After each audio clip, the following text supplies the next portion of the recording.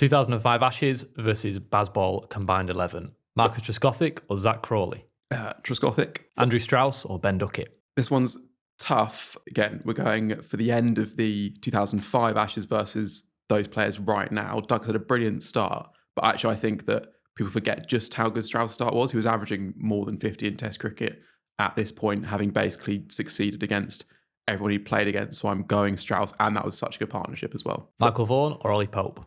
Vaughan. Ian Bell or Joe Root? Root. Kevin Peterson or Harry Brook?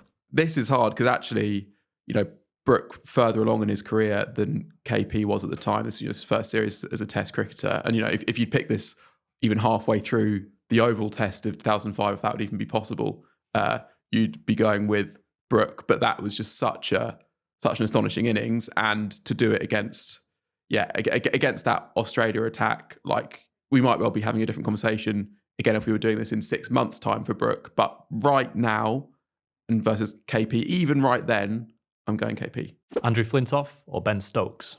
Yeah, this is Flintoff for me actually reasonably clearly. Stokes was obviously brilliant this summer, but this was his first sort of proper summer with the ball for absolutely ages. And even though he showed signs of getting back to form with the bat, I think you can still sort of wonder where that side of his game is. Whereas Flintoff wasn't just brilliant in that series, he was absolutely astonishing in 2004 summer as well, and had been one of the very best players in the world for a little while and was right at his peak. So yeah, Flintoff for me. Darren Jones or Jamie Smith? Jamie Smith. Ashley Giles or Shoaib Bashir? Ashley Giles. Matthew Hoggard or Gus Atkinson?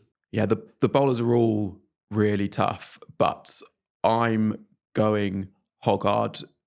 You're obviously swayed by the fact that was absolutely brilliant in that Oval Test, but Hoggard, I think, are underrated when you look at his career numbers, bowling in a batting dominant era, but had a really, really good record against the best players. And so that's why Hoggard nicks it for me. Stephen Harmison or Jofra Archer?